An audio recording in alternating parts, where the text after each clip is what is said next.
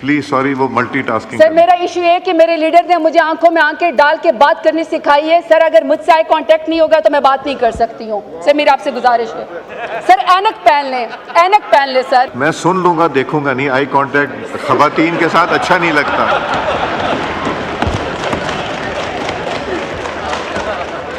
मैं किसी भी खातून की आंख में आंख डाल के नहीं देखता।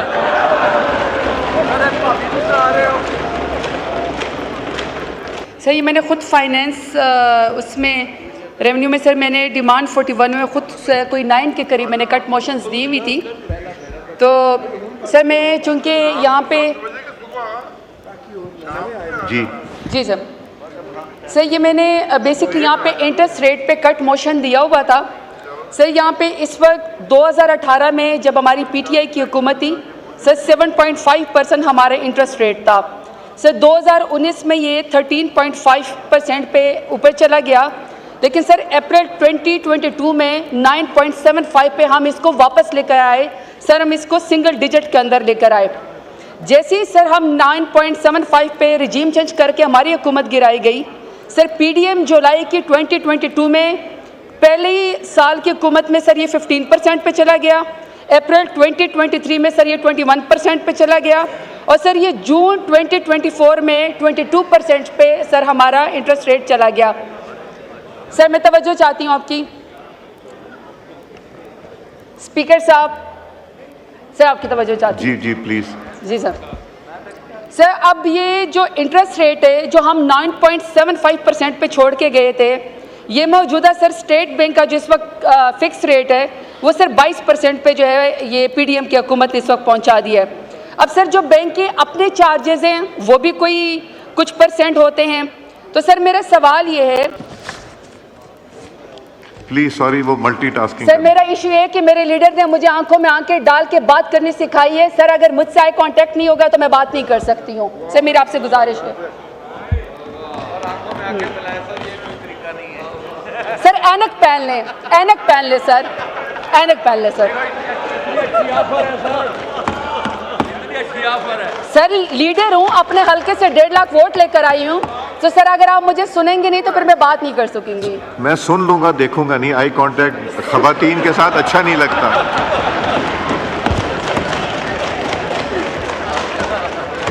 सर 52% खवातीन को अगर आप इग्नोर करेंगे, अगर आप देखेंगे नहीं ना, तो सर फिर ऐसा ही होगा सिलेक्टेड लोग ही यहाँ पे आएंगे। मैं किसी भी खातून की आंख में आंख डाल के नहीं देखता।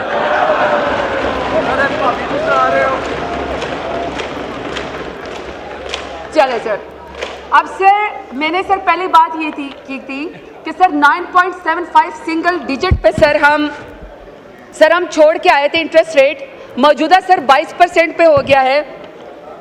तो अभी सर मैं जो जिनिंग फैक्ट्रीज है सर मैं उसके लिहाज से बात करना चाहती हूँ, क्योंकि सर मेरे साउथ पंजाब में मेरा डेरा गाजी खान से ताल्लुक़ है, तो सर हमारी तरफ कॉटन ही उगती है। अब सर जो मेरी वो है, मैं बनोला की सीड के ऊपर बात करना चाहती हूँ। सर बनोला सीड जो है इस वक्त 18% के ऊपर उसका सीड मिल रहा है, ये टैक्स है 18% का। फिर सर जो उससे खल निकलती है, खल के ऊपर सर 10% उसका जो है वो इंटरेस्ट रेट है। फिर सर जो इसके ऊपर जो इसमें से ऑयल निकलता है सर, ऑयल के ऊपर जो है वो 10% का फिक्स जो है इन्होंने इंटरेस्ट रेट लगाया हुआ है। और सर जो बिजली चार्जेस हैं वो सर 12 लाख हर जिनिंग फैक्ट्री को आते हैं, फिक्स है सर। अगर आप फैक्ट्री चलाएं या आप फैक्ट्री ना चलाएं, तो अगर आप नहीं चलाएंगे, आपकी फैक्ट्री नहीं चलेगी, बंद भी लगेगा, तो भी सर आपको 6 लाख देने पड़ेंगे। अब सर मैं सिर्फ इस चीज़ के ऊपर बात कर रही हूँ कि हमारे साउथ पंजाब में चूँकि कॉटन उगती हैं, हमारी सारी सराय की ख़वातीन सर जो पर्दा कर दिए घरों से नहीं निकलती हैं, लेकिन कॉटन एक वाहिद फसल है सर, वो सारी ख़वातीन बाहर आती है, वो इसकी कॉटन की चुनाई करती हैं और सर पूरा साल में उनकी जेब में उस वक्त इंडिपेंडेंटली पैसे आते हैं जो वो ख़वातीन जो है वो पैसे बना सकती हैं।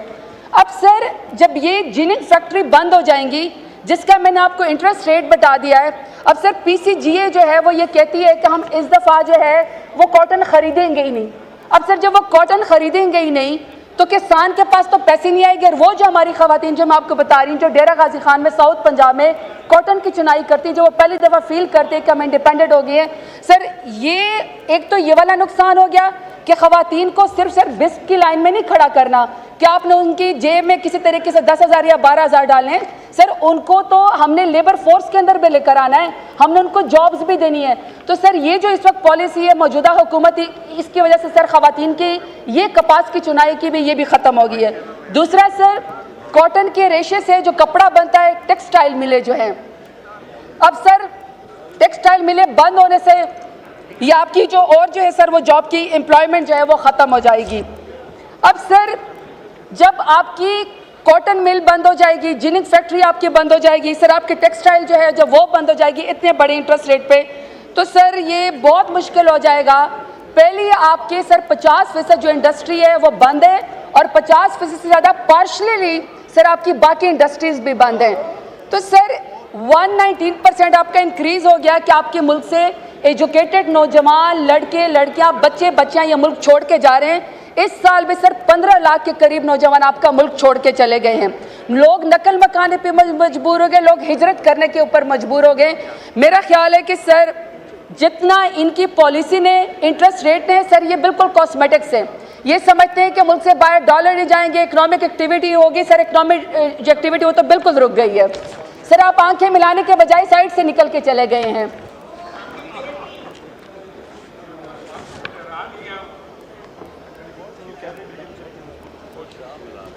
डिप्टी स्पीकर साहब, मैं इनके इंटरेस्ट रेट पे बात कर रही थी। सर चूंकि ये कट मोशन है इसलिए मैं बिल्कुल इसके ऊपर मुख्तसर बात करना चाहती हूँ कि सर यहाँ पे फेटफ के लिए भी मैंने यहाँ पे कट मोशन दिया हुआ है कि पाकिस्तान से अरबों खरबों रुपए जो है वो मुल्क से बाहर जा रहे हैं और वो अरबों खरबों रुपए की जायदाद के अंदर दुबई लीक्स निकल आती है। सर 33 खरब की चंद खानदानों की, जिसमें मौजूदा हुकूमत भी शामिल है, सर उनकी जायदादें दुबई लीक्स के अंदर आ गई हैं। अभी तक सर हमें ये नहीं बताया गया कि दुबई लीक्स में जो ख़ानदान है उनके बारे में पाकिस्तान ने क्या जो है फेटफ के कवानीन के तहत कोई चीज़ सर इन्वेस्टिगेट की है। और आपको पता है सर फेटफ के कवानीन में अगर आप ये ब्लैक मनी आपके इकोनॉमी में आती है तो सर वो टेरर फाइनेंसिंग के अंदर जाती है। सर आखिरी सर मेरा कमेंट ये है कि सर एक शख्स है जिसका नाम इमरान खान है। सर जब वो वज़ीर आज़म था तो वो मदीना की गलियों में शान रसूल में नंगे पैर फिरा करता था।